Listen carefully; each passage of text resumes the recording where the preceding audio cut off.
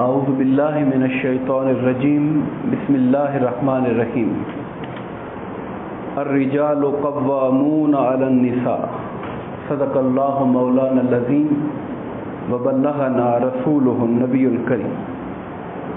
محترم و مکرم قابل قدر احترام سامعین ذی احتشام، اللہ تبارک و تعالیٰ کے فضل و کرم اور اس کے حبیب کریم حضور نبی اکرم صلی اللہ علیہ وآلہ وسلم کے نالین پاک کے تصدق سے سورہ النساء کی آیت نمبر 34 اور 35 کے حوالے سے ہم انشاءاللہ گفتگو کریں گے۔ اللہ پاک نے فرمایا الرجال قوامون علی النساء، مردوں کو عورتوں پر نگران بنایا گیا ہے۔ اسلام میں، ہمارے دین میں خواتین اور مردوں کا سٹیٹس کیا ہے، اس حوالے سے قرآن مجید کی یہ آیت کریمہ کچھ روشنی ڈالتی ہے۔ فرمایا الرجال قوامون، قوام کہتے ہیں ایڈمنسٹریٹر کو، منتظم کو، کسی چیز کے امور کو سنبھالنے والا۔ ایک گھر کے اندر میاں اور بیوی ایک جوڑا رہتا ہے اور آگے اللہ ان کو اولاد دیتا ہے۔ سوال یہ ہے کہ گھر کے انتظامات کی ذمہ داری آخر کسی ایک کے سر پر ہونی چاہیے۔ معاملات میں جب اختلاف رائے پیدا ہو جائے تو کسی ایک کی رائے کو فائنل اور حتمی ہونا چاہیے۔ وہ رول کس کو ملنا چاہیے، یہ بات مغرب میں، یورپ میں بہت زیادہ زیر بحث رہی اور وہ اپنے معاشرے کو ایک اور سطح پر لے کر گئے۔ ہم بات کر رہے ہیں قرآن کی، ہم بات کر رہے ہیں تعلیمات دین اسلام کی۔ ہمارا دین یہ بھی نہیں کہتا کہ جس طرح سے بعض مذاہب کے اندر یہ تعلیمات ہیں کہ عورت کی کوئی حیثیت نہیں، جیسے ایک لفظ بولا جاتا ہے پاؤں کی جوتی کی حیثیت ہے، معاذ اللہ، یہ بھی اسلام ایسا نہیں کہتا۔ قرآن ایک جگہ فرماتا ہے وَلِلرِّجَالِ عَلَيْهِنَّ دَرَجَةٌ، بلکہ یوں فرمایا کہ ان عورتوں کے لیے وَلَهُنَّ مِثْلُ الَّذِي عَلَيْهِنَّ، کہ ان عورتوں کے بھی اسی طرح حقوق ہیں جیسے مردوں کے حقوق ہیں۔ عورتوں کے اپنے حقوق ہیں، مردوں کے اپنے حقوق ہیں، دونوں کا اپنا اپنا الگ الگ دائرہ کار ہے، اپنی اپنی ذمہ داریاں ہیں۔ مگر گھر کے سسٹم میں جو انتظامی ذمہ داری کا فریضہ ہے وہ اللہ تعالیٰ نے مرد کے سر پہ رکھا ہے۔ آپ جانتے ہیں اس بات کو کہ عورت کسی بھی حیثیت میں ہو، خواہ وہ ماں کی حیثیت میں ہو، خواہ وہ بیوی کی حیثیت میں ہو، خواہ وہ بہن یا بیٹی ہو، اللہ تعالیٰ نے کسی مرحلے پر عورت کے ذمے کوئی ایسی ذمہ داری نہیں لگائی جس کا تعلق معیشت کے ساتھ ہو، جس کا تعلق کمانے کے ساتھ ہو، جس کا تعلق گھر کو چلانے اور بچوں کو پالنے کے حساب سے ہو۔ ایسا نہیں ہے۔ ایک عورت اگر ماں ہے، اگر بیوی ہے، تو اس کی تمام تر ذمہ داری شوہر کے سر کے اوپر ہے۔ مرد جب نکاح کرتا ہے تو اس بات کا وہ عہد کرتا ہے کہ اس کا نان، نفقہ، سکنا، تمام تر ذمہ داری میرے سر پہ ہوگی۔ وہ یہ ذمہ داری اٹھاتا ہے اپنی بیوی کی۔ یہ نہیں ہے کہ بیوی اپنا کما کے لائے گی، مرد اپنا کما کے لائیں گے، بس ورکنگ ریلیشن شپ ہوگا، ایسا نہیں ہے اسلام کے اندر۔ مرد پوری ذمہ داری اٹھاتا ہے۔ اسی طرح سے اگر وہ ماں، بیوی، شوہر فوت ہو گیا، اب اس کی حیثیت ماں کی ہے، تو اب یہ تمام تر ذمہ داری اس کے بچوں کی ہے، بیٹوں کی ہے کہ وہ اپنی ماں کی زندگی کی ضروریات کو پورا کریں۔ اللہ نے ماں کے قدموں تلے جنت اس لیے رکھی ہے تاکہ ماں باپ کی خدمت کر کے ان کو راضی کر کے جنت کما سکیں۔ یہاں بھی سٹیٹس یہ نہیں ہے کہ اب وہ کسی اور کے مرہون منت ہو گیا، ایسا نہیں ہے۔ اگر وہ بہن ہے تو بھائیوں کی ذمہ داری میں ہے۔ غرض کسی بھی حیثیت سے میں نے آپ کو یہ مثالیں اس لیے دی ہیں تاکہ معلوم ہو کہ اللہ تعالیٰ نے عورتوں کے ذمے کمانے کی ذمہ داری نہیں لگائی ہے، یہ ذمہ داری ساری مرد پر لگائی ہے۔ اس لیے اللہ پاک نے یہاں پر یہ بات فرمائی کہ مرد عورتوں پر نگہبان ہیں، مرد عورتوں پر نگران ہیں، منتظم ہیں۔ بما فضل اللہ بعضهم علی بعض، کیوں ہے نگران؟ یہ ذمہ داری اللہ نے مرد کو ہی کیوں دی، عورت کو کیوں نہیں دی؟ اللہ اس کی دو وجوہات بیان فرماتا ہے، دو وجوہات اللہ بیان فرما رہا ہے۔ فرمایا پہلی بات تو یہ ہے کہ اللہ تعالیٰ نے مردوں اور عورتوں کو بعض میں سے بعض پر ایک دوسرے پر فضیلت دی ہوئی ہے۔ مرد کی جسمانی بناوٹ، مرد کی اپنے جو اعصاب ہیں، اس کی جو ذہنی ایک طرح کی سطح ہے، وہ دنیا کے معاملات کے اندر الجھنا اور الجھ کر اس کو سلجھانا اور دنیا کے اندر آنے والی پریشانیوں کو جھیلنا، کمانے کی مشقتوں کو برداشت کرنا، یہ وہ ذمہ داری ہے۔ فرمایا اللہ پاک نے یہ ہم نے مرد کو اس طرح کا قد و قامت، اس طرح کی باڈی، اس طرح کی جسمانی طاقت دی ہے، اس لیے ہم نے یہ ذمہ داری مرد پہ رکھی ہے۔ عورتوں کی نزاکت مشہور ہوتی ہے۔ آج بھی عورتیں اگر کسی جگہ پر اپنی مرضی سے کمانے کی کوشش کرتی ہیں یا حالات کی مجبوری سے کماتی ہیں تو ان کے لیے وہی شعبے سوٹ کرتے ہیں جہاں پر جیسے ٹیچنگ کا کام ہے، پرسکون طریقے سے بیٹھنا، بیٹھ کر پڑھا دینا، ڈاکٹری ہے، یعنی جسمانی مشقت جس میں کم سے کم ہوتی ہے، ہاں ذہنی تگ و دو اپنی جگہ پر ہے۔ یہ وہ چیز ہے۔ پہلی وجہ تو یہ بیان فرمائی کہ اللہ نے ان میں سے ایک کو دوسرے پر فضیلت دی ہوئی ہے، یعنی برتری دی ہے جسمانی اعتبار سے۔ اب مرد کی برتری اور اعتبار سے ہے، عورت کو اللہ نے صلاحیت اور اعتبار سے دی ہے۔ بچے پالنے میں جو مشقت ہے، جو صبر ہے، جو تحمل ہے، جو برداشت ہے، جو اللہ نے ماں کے پاس رکھا ہے، وہ باپ کو عطا نہیں فرمایا ہے۔ وہ مشقت جو ماں برداشت کرتی ہے، اگر وہ 2-4 دن باپ پہ پڑ جائے تو شاید باپ تو ایسی پریشانی کا شکار ہو جائے کہ وہ صبر کا مظاہرہ ہی نہ کر سکے، شدت کے فیصلے کر بیٹھے۔ تو دونوں کا اپنا اپنا فیلڈ ہے، دونوں کی اپنی اپنے دائرہ کار ہیں۔ دوسری وجہ بیان فرمائی وَبِمَا أَنفَقُوا مِنْ أَمْوَالِهِمْ، اور دوسری وجہ یہ ہے کہ مردوں کو ہم نے اس لیے نگران بنایا ہے کیونکہ وہ اپنا مال خرچ کرتے ہیں، شادی کرتے ہیں تو خرچ کرتے ہیں، حق مہر اپنے ذمے لیتے ہیں، ولیمہ اپنے ذمے لیتے ہیں، عورت کا نان نفقہ سکنا اپنے ذمے لیتے ہیں، وہ خرچ کرتے ہیں، بچوں کی تعلیم و تربیت کے لیے دن رات محنت کرتے، اپنی ذمہ داری کے اوپر کرتے کہ ہم نے بچوں کو پالنا ہے۔ اس لیے اللہ پاک نے گھر کے اندر انتظامی فیصلے کرنے کا اختیار بھی مردوں کو عطا فرمایا۔ باقی ایکسیپشن ہمیشہ ہر جگہ ہوتی ہیں، ایکسیپشن کہتے ہیں مستثنیات۔ اب اگر مرد کسی وجہ سے خدا نہ خواستہ کسی حادثے کا شکار ہو گیا، کسی بیماری معذوری کا شکار ہو گیا تو عورتیں گھروں کو چلاتی بھی ہیں۔ ایسے بھی مثالیں آپ کو نظر آئیں گی کہ جہاں پر مرد کی اچانک فوتگی کی وجہ سے یا معذوری کی وجہ سے عورتوں نے گھر کو سنبھالا، مشینیں سی، کپڑے سیے، ایون بات ایسی نوبت آتی ہے کہ لوگوں کے گھروں میں کام کاج کیا مگر اپنے بچوں کو گھر کو لے کر چلایا، مگر وہ مستثنیات ہیں، وہ چند کیسز ہیں، استثنائی حالات ہیں، وہ عمومی حالات نہیں ہیں۔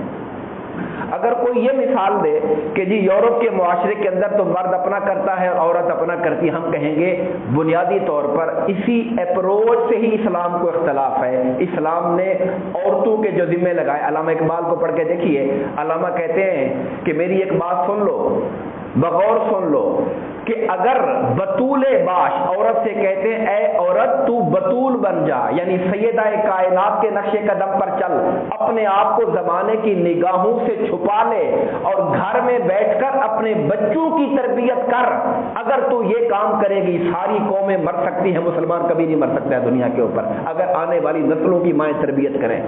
تو کہا ماؤں کی ذمہ داری یہ ہے کہ وہ گھر کے محاذ کو سنبھالیں، آنے والی نسل کی تعلیم و تربیت کا اہتمام کریں، اور مردوں کی ذمہ داری گھر سے باہر کی ہے۔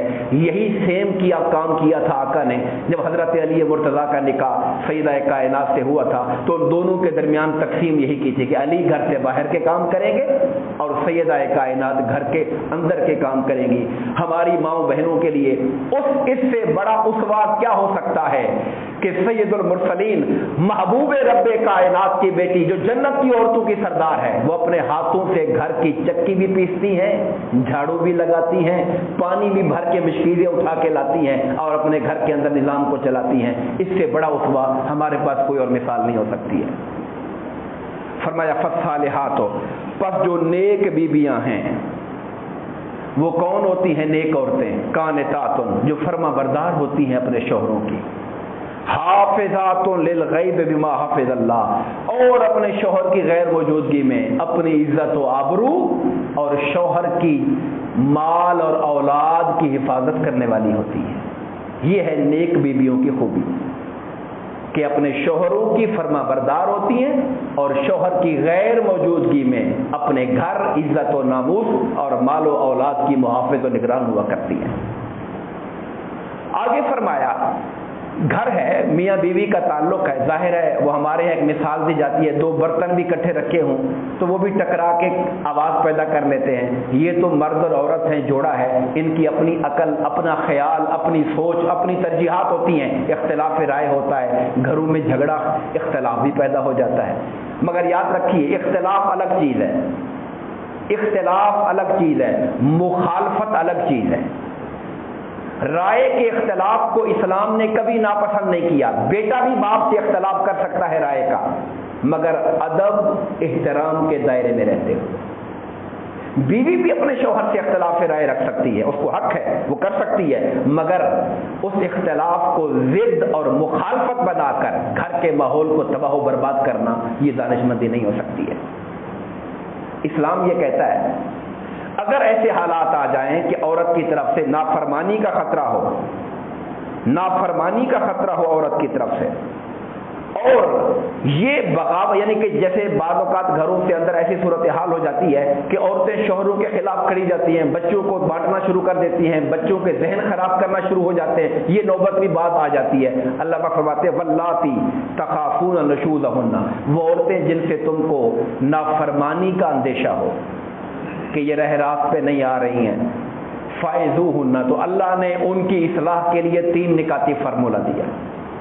فائزوہن، ان کو نصیحت کرو، پہلا مرحلہ یہ ہے، انہیں ان کی ذمہ داری کا احساس دلاؤ، قرآن مجید سے، آقا کی سنت سے، صحابیات کے طرز عمل سے، ازواج مطہرات کی زندگی، سیدہ کائنات کی زندگی ان کو بتائی جائے، پڑھائی جائے، سمجھائی جائے، نصیحت کرو ان کو۔ اگر نصیحت بھی کارگر نہیں ہوئی تو فرمایا اگلے مرحلے پر وَهْجُرُوهُنَّ فِي الْمَضَاجِعِ، ان سے اپنے بستر کو الگ کر لو، یعنی وہ جیسے کہتے ہیں نا کہ ایک سوشل بائیکاٹ ہے، ایک معاشرتی مقاطعہ ہے، ان کے ساتھ جو محبت اور پیار کا تعلق ہے، اکٹھے بیٹھنا لیٹنا ہے، وہ ان سے الگ کر لو۔ وَهْجُرُوهُنَّ فِي الْمَضَاجِعِ، اپنے بستر ان سے الگ کر لو، یہ دوسرا مرحلہ فرمایا۔ اور یہ ایک بہت بڑی سزا ہے اگر کوئی سمجھے کہ مرد اس سے اس قدر تنگ آ گیا ہے یا اس سے اس قدر بیزار ہو رہا ہے کہ ان کے ساتھ بیٹھنا اور اس کے ساتھ سنگت پسند نہیں کر رہا، اپنا بستر الگ کر لیا، کمرہ الگ کر لیا، یہ ایک بہت بڑا سٹیپ ہے۔ اگر اس کے نتیجے میں بھی اصلاح نہیں ہوتی ہے تو قرآن مجید ایک تیسرا آپشن اور آخری آپشن دیتا ہے، وہ فرماتا ہے وَاضْرِبُوهُنَّ، تم ان کی تعذیب کرنے کے لیے انہیں مار بھی سکتے ہو، مگر یہ لفظ مار بھی سکتے ہو اس کے اندر بڑی ڈیٹیل ہے، کیونکہ قرآن مجید کو ہم جب سمجھیں گے تو کہاں سے سمجھیں گے؟ قرآن کی شرح قرآن مجید کی سب سے معتبر شرح کون سی ہے؟ وہ شرح ہے جو زبان رسالت مآب سے سنیں گے ہم، جو حضور نبی پاک کے طرز عمل سے، صحابہ کے طرز عمل سے۔ سرکار نے فرمایا اگر ایسی نوبت آ جائے تو ایک بات یاد رکھ لو، کبھی یہ تو ہر انسان کے لیے کہا، کبھی کسی کے چہرے پر مت مارو۔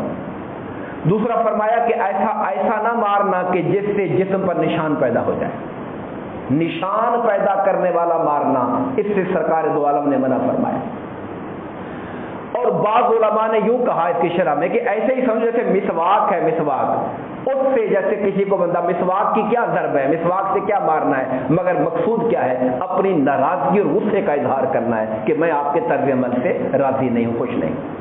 باقی سرکار نے منع کیا کہ ایک آدمی اپنی عورت کو جانوروں کی طرح مارے، غلاموں کی طرح مارے، اور رات کو اس سے ہم بستر، اس کو شرم نہیں آتی اس بات کے اوپر کہ ایک طرف وہ اپنی عورت کے اتنے قریب ہو رہا ہے اور دوسری طرف اس کو اتنا بھی حیثیت نہیں دیتا ہے کہ اسے ایک آزاد اور معزز انسان کی طرح ڈیل کر سکے۔ اس رویے کو سرکار نے سخت ناپسند کیا۔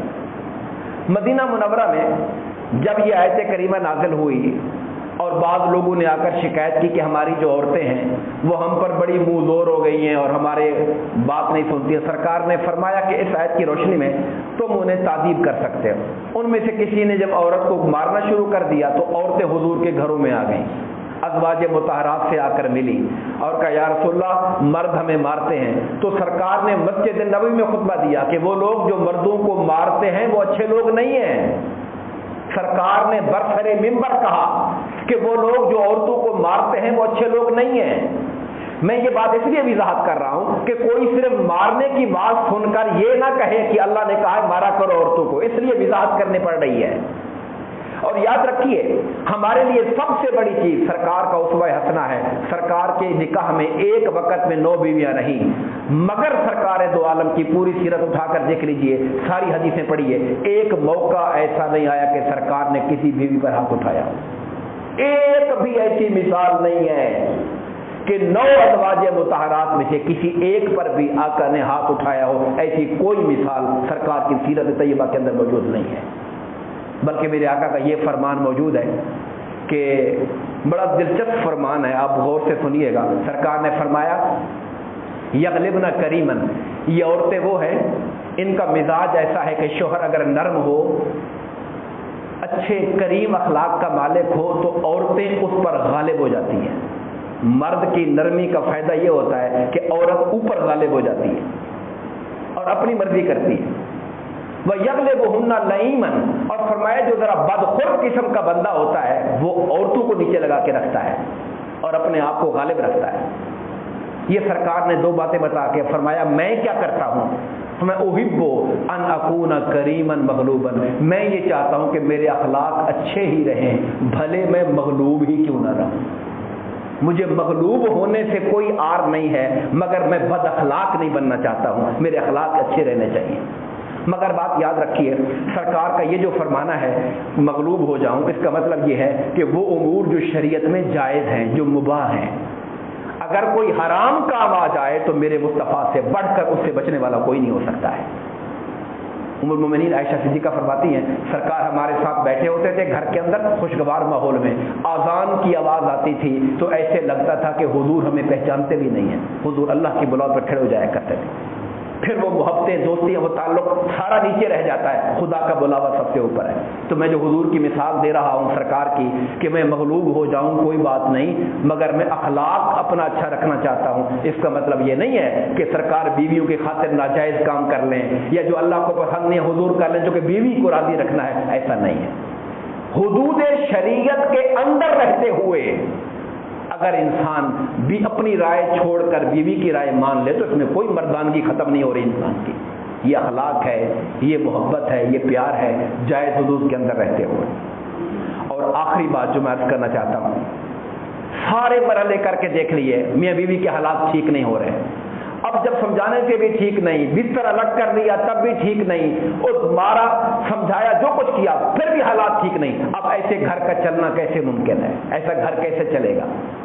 اب ایک آخری حل ہے جو قرآن دیتا ہے. فرمایا وَإِنْ خِفْتُمْ شِقَاقَ بَيْنِهِمَا, اگر تمہیں ان کے درمیان مخالفت کا بہت ڈر ہے کہ حالات بہت خراب ہو گئے, کہیں کوئی نقصان کوئی غلطی نہ کر بیٹھے مرد یا عورت, فَبَعْثُوا حَكَمًا مِّنْ أَهْلِهِ, تو ایک منصف مرد کے گھر والوں میں سے ڈھونڈ لو, شوہر کی فیملی میں سے, وَحَكَمًا مِّنْ أَهْلِهَا, اور ایک حاکم منصف فیصلہ کرنے والا عورت کی فیملی سے لے لو, جو معقول بندے ہوں خیر خواہ ہوں دونوں خاندانوں کے, ان کو لے لو, فیصلہ ان کے ہاتھ پہ چھوڑ دو کہ وہ دونوں کی باتیں سن کر جو فیصلہ کر دیں اس کے فیصلے کو قبول کر لو. فرمایا ان یریدا اصلاحا, اگر وہ دونوں اصلاح کا ارادہ رکھتے ہوں گے, وہ دونوں کون دونوں, یا تو میاں بیوی یا وہ دونوں منصف, دونوں مراد ہو سکتے ہیں کہ دونوں منصف نیک نیت ہیں, شوہر کے گھر والا، شوہر کی فیملی والا بھی، عورت کی فیملی والا بھی، اگر وہ خیر خواہ ہیں اور نیکی کا ارادہ رکھتے ہیں، کوشش کریں گے تو اللہ تعالیٰ خیر پیدا کر دے گا۔ ایک اس کا یہ معنی ہے۔ دوسرا معنی یہ ہے کہ اگر میاں بیوی اصلاح کا ارادہ رکھتے ہیں، یہ فیصلہ نہیں کر بیٹھے کہ ہم نے بسنا ہی نہیں ہے، اگر وہ ارادہ رکھتے ہیں تو دو فیملی کے بندے جب پڑھیں گے، ان کے مسائل سنیں گے، ان کو مشورہ دیں گے تو اللہ تعالیٰ ان کے لیے توفیق آپس میں صلح کی پیدا فرما دے گا۔ یہ دونوں اس کی تفسیریں موجود ہیں۔ ان اللہ کان علیما حکیما علیما خبیرا، بے شک اللہ تعالیٰ ہر شے کا علم رکھنے والا اور ہر شے کی خبر رکھنے والا ہے۔ دعا فرمائیے اللہ تبارک و تعالیٰ ہم سب کو تعلیمات اسلامی کے مطابق اپنے گھر، خاندان اور اپنی ذات سے لے کر اپنے نظام حکومت تک کو چلانے کی توفیق عطا فرمائے۔ آمین۔ وما علینا الا البلاغ۔